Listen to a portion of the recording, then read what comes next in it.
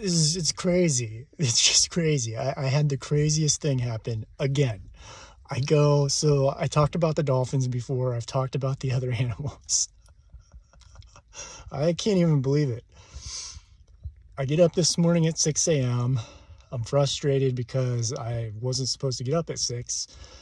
They were taking the dumpsters, picking them up around the Cracker Barrel, all Walmart. So there's like 500 dumpsters they're clearing, so I couldn't sleep. So I get up, I get on the road, stop at a Panera. I work on that Atlantia Queen Eritrea, which if you haven't seen her yet, she's on my website. Beautiful, beautiful energy, has a long channel message. So then I leave and I start traveling north because I got to go from wherever I was at. Oh God, I don't know. I was somewhere between Wilmington and the Outer Banks, and it was a 4-hour drive to get to Kitty Hawk. So Kitty Hawk is the top of the Outer Banks. And I was like, well, I know I want to go there, and I don't know what I'm going to do. And on the drive, I just got really energetically kind of low, sad, tired, super energetically drained. And my guides kept saying, late yesterday and today, they're like, you're done doing grid work. Everything from here through till I go to Flagstaff is for me, is like experiences for me. I do what I want. It's not about gridding. I did enough of that for 4 weeks. The entire month of April, all I did was grid work. And when I say that, people might think I'm just like sitting on a beach, and I'm like, no. Once to twice a day, walking a beach 6 miles, 3 miles one way, 3 miles back, going to another one, doing the same thing. It's a lot of work. Between that, spirit art, readings, my own work that I do, a lot of work. And I'm like, I just need to take a break from some stuff because I need a break type of thing. So I do this thing I'm like running on high energy because this was awesome.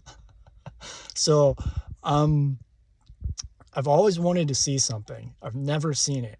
I've even been skunked before trying to see it. When I was with in my toxic relationship, I went and tried to see this thing and got skunked, and was even given coupons to go back to that place and try to see this thing. And I don't even know where the coupons are. That was 15 years ago. 15, probably 15 years ago by now. So I get to the Outer Banks. It's raining it's like half the way here. It's raining. I get here, it's raining.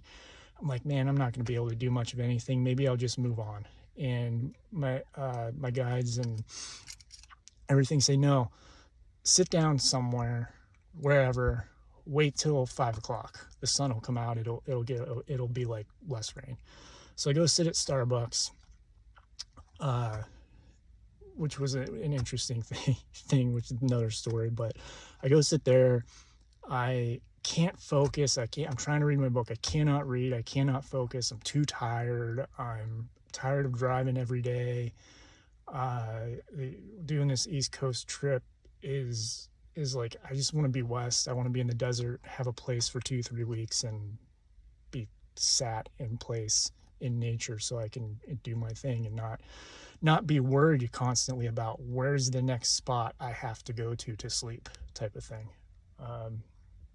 I don't like that part of this experience, but it's worth it in a sense. So I come to Kitty Hawk, sit at Starbucks, sun comes out. I go find a parking lot. This parking lot is empty. It's a free parking in the Outer Banks. There's tons of it that's completely empty. There's nobody here. I'm the only one here. I walk the beach. As soon as I walk down to the beach, dolphins appear. Like, I cannot miss. Dolphins appear. And I'm just like, oh, what? And the entire beach walk that I took, they followed me. They didn't shift their pace to keep moving. They followed me. They paced me basically. And so I'm just watching them, recording videos and all that. And then I go to turn around and they disappear. They go off on their own. I'm like, okay. And I walk back and I'm debating because I'm like, I gotta go to the rest stop. I want to get some food. It's getting cold because it's North Carolina. It's not like Florida, or even Georgia or South Carolina was warmer. And so it's getting cold, and the ocean, as I'm talking to her, says, they're coming. You need to stay. They're coming. And I had been thinking about whales. So, no joke. I had been thinking about whales and like, it'd be pretty cool if some whales showed up, but that'd be really close to shore for whales to show up, right? Like, whales should be miles away. And obviously, you know where this is going. So I'm sitting there. There's a group and some kids playing, and they're playing in the waves. It's getting dark. I'm starting to freeze. I'm super skinny, and I don't do well in cold air. And I'm also in shorts. I'm in like Florida clothing. I got other stuff in the car, but I wasn't expecting it to be that cold when the sun started dropping. So I'm freezing, and I look up. I kept seeing a flashing light and like paying attention to it in the distance. And I'm like, what is that? What the heck is going on? I don't understand what this thing is that keeps popping up and appearing. And so I catch it every once in a while, and I look over, and suddenly it's closer. It keeps getting closer and closer and closer. It was a whale jumping out of the water. They came from into the ocean and came to the shore, jumping in the water. And I go and I'm looking, I'm like, wait, no, that can't be. And there's like 4 or 5 of them out there. And so I start taking a video.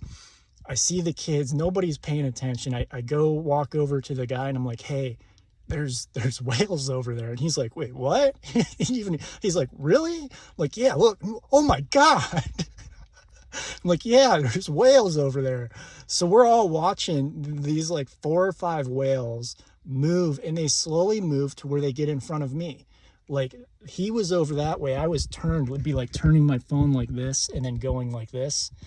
So they slowly move to where they're right directly in front of me. So I go down and do some light language into the water. And then I'm sitting there and I'm watching them, and they start beating their tail. One of them starts beating his tail over and over and over again. And I believe they do that to like stun fish and do other things too. But he's beating it over and over.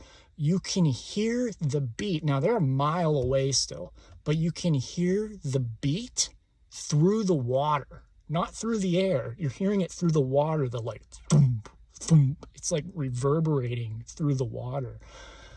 And they're just out there, like, they're jumping. He's beaten. A couple of them are jumping, and then they just slowly fade, but they fade out from where they are in front of me. Like, they came into shore, moved in front of me, and then after I showed a friend that called. I was like, you got to see this. Showed them, hung up the phone. They let me take a couple more pictures, and then they disappeared into the distance. I was like, how does this keep happening? If you've been following me, this isn't the first time this has happened within the last 3 weeks. It's happened with dolphins. It's happened with dolphins on multiple occasions. It's happened with like this horseshoe crab that came up, all these different crabs, not the little ones that are all over the beach. There's little ones all over the beaches. Like the big crabs are just like, hey bro, what's up? They're coming in when the ocean's telling me, puffer fish, all this stuff. Like, I'm just going like, what is going on here? So this was an awesome experience I wanted to share, because I wanted to just say, magic is like, this stuff is real. When you hear, stay. When you hear in your mind, stay, there will be something here. Trust your intuition, because had I left the beach, I would not have seen those whales. And I've wanted to see whales my entire life. I've never seen whales. And I'm sitting there, I'm like, I just saw a pod of whales jumping out of the water. I'm standing on a beach. What's going on? They're not supposed to be that close. So luckily they did. They disappeared into the distance. But fascinating, phenomenal experience.